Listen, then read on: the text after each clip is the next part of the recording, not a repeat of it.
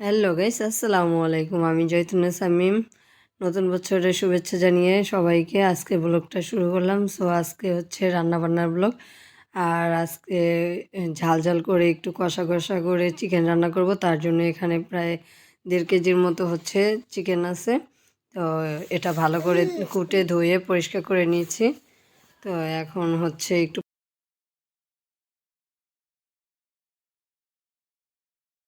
এই যে মশলাপাতি সব কিছু জোগাড় যন্ত্র করে নিয়েছি। এখানে মশলা আছে। তো আর এখানে হচ্ছে পেঁয়াজ কাঁচামরিচ তেলের মধ্যে দিয়ে আগে পাতিলের মধ্যে একদম গরম করে ভেজে নিয়েছি একটু বাদামি কালার করে। দেন হচ্ছে হলুদ, মরিচ, জিরা, ধনিয়া, লবণ, যা যা মশলা দরকার ছিল, আদা রসুন সব কিছু দিয়ে এখন সুন্দরভাবে কষিয়ে নেবে যতক্ষণ না পর্যন্ত হচ্ছে তেলটা ছেড়ে আসে। আর আজকে হচ্ছে যারা বাবা অফিসে এখনও আসেনি, তার জন্য হচ্ছে রান্নাটা করতেছি, যেহেতু রাতে খাবে। তো এটা রাতের জন্য। তো এখনই দেখেন গাইস, কালারটা কত সুন্দর চলে আসছে। যাই হোক, মানে মশলার কালারটা দেখি আর ঘ্রাণটা, এখনই যে ঘ্রাণটা বের হয়েছে একদম মনে হচ্ছে যে এখনই খেয়ে ফেলি। তো অনেক সুন্দর একটা কালার চলে আসছে মশলার। তো এই যে মশলাটা কষতে দিছি। একদম মশলাটা কষতে কষতে যখন দেখবো যে তেল ছেড়ে গেছে উপর থেকে, তখন হচ্ছে চিকেনগুলো ভালো করে ধুয়ে তারপর পরিষ্কার করা চিকেনগুলো দিয়ে দিয়ে দিব। তো এই যে এক এক করে চিকেনগুলো দিয়ে দিলাম। আর একটু বড় পিস রাখছি, যেহেতু কষা গোশটা হবে আর কষিয়ে রান্না করব, একটু ঝোল দিব না। এই মানে মাংসটা থেকে যে ঝোল বের হবে সেটা দিয়েই একদম মানে মুরগির গোশটা রান্না করে ফেলবো। তো এই তো একটু নেড়ে চেড়ে দিচ্ছি মুরগিটা দিয়ে। আর একটু পিসগুলো বড় বড় রাখছি।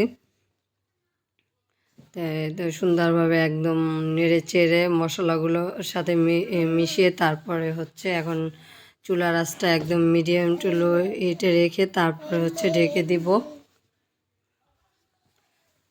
এই তো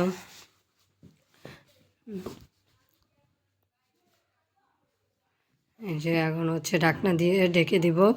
এভাবে ঢাকনা দিয়ে দিয়ে নেড়ে চেড়ে সুন্দরভাবে হচ্ছে রান্নাটা করে নিব। আজকে এই গোশটার মধ্যে একটু পানি ব্যবহার করব না।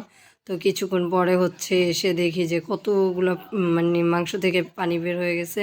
তো এই যে গ্রেভিটা ছিল যে, তো এখন হচ্ছে এই যে মানে পর্যাপ্ত পরিমাণে পানি বের হয়ে গেছে। তো আর আমি এক্সট্রা করে আর কোনো পানি দিইনি, আবার নেড়ে চেড়ে ভালো করে তো ঢাকনা দিয়ে দিছি। চুলাটা একটু কমিয়ে দিছি যাতে মাংসটা ভালোভাবে, যে মাংস থেকে যে পানিটা বের হয়েছে ওইটা থেকে যাতে মাংসটা সিদ্ধ হয়ে যায়।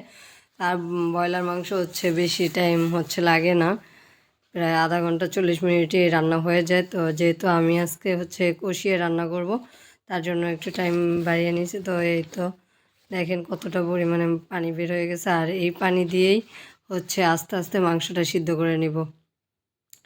এইরকম করতে করতে এই যে রান্না হয়ে গেছে। মাশাল্লাহ, কত সুন্দর একদম মনে হচ্ছে যে কষানো মাংস। তো যে এখন রান্না বান্না শেষ করে দেন হচ্ছে যারা বাবা অফিস থেকে এসে হাত মুখ ধুয়ে নিয়েছে। আর সাথে হচ্ছে আজকে ঝাল ঝাল মাংস কষা, আর সাথে হচ্ছে 7-8টা রুটি বানিয়েছিলাম, যেহেতু যারা বাবা এরকম কষা মাংস করলে রুটি, কষা মাংস দিয়ে রুটি খেতে খুবই পছন্দ করে। তো ভাবলাম যে একটু 7-8টা রুটি করি। তো যেই ভাবনা সেই কাজ। এখন হচ্ছে যারা বাবা হচ্ছে এখন খেয়ে রিভিউ দিবে।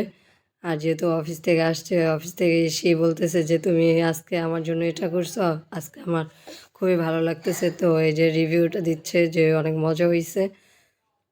আর যারা বাবা হচ্ছে এই যে ব্রয়লারের মুরগিটা একটু ঝাল ঝাল কষা কষা করলে তার অনেক পছন্দ হয়। তো আজকে ব্লগটা এখানেই শেষ করছি। আল্লাহ।